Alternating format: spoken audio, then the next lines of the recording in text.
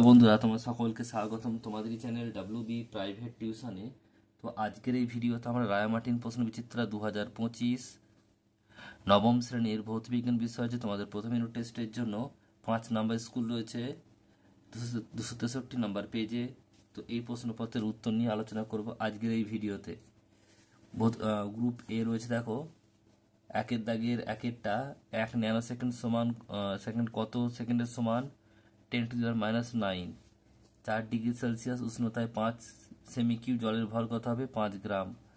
হচ্ছে বলের মাতৃ সংকেত সময়ের ঘাত হলে কি হবে? -2। ঘাত হলো -2। নেক্সট প্রশ্ন পরেরটা বলছে, দেখো বলছে একটি বস্তুর ত্বরণ ডি ও অভিমুখ অতিক্রান্ত দূরত্ব এস হলে কি হবে? S>ডি হবে। একটি বস্তু কণা সমদ্রুতিতে গতিশীল, কণাটির গতিবেগ কত হবে? পরিবর্তনশীল হতে পারে, আবার নাও হতে পারে। আলফা কণা বিক্ষেপণ পরীক্ষাটি করেন কে?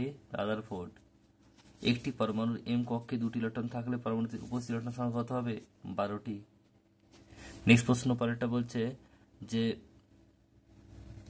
226 Ru এটির নিউক্লিয়াসে রয়েছে কটি? 88টি প্রোটন। গ্রুপ বি বলছে, দেখে নাও যে র্যাকেটটা শূন্যস্থান পূরণ করার ওজন বাক্সে বাটকার অনুপাতের হলো কত? 5:2:2:1। নেক্সট প্রশ্ন পরেরটা, একটি এককহীন ভৌতরাশি উদাহরণ দাও, এটা হবে কি? ঘনকোণ। নেক্সট প্রশ্ন পরেরটা, 1 AMU = 1.66 × 10⁻24 গ্রাম। নেক্সট প্রশ্ন পরেরটা বলছে বেগ সময়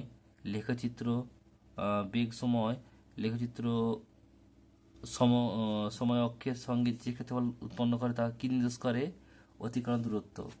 বলছে রোলার ঠেলা না টানা, কোনটা সুবিধাজনক? টানা।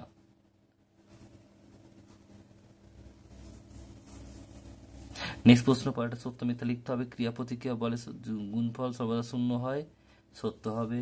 নেক্সট প্রশ্ন বলছে বস্তুর জাড্যধর্ম বস্তুর ভরের উপর নির্ভর করে।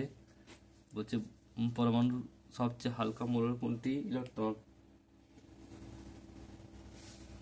বলছে যদি X2 - আয়নটি 18টি ইলেকট্রন থাকে তাহলে X মোলটি পরমাণুর সংখ্যা কত হবে?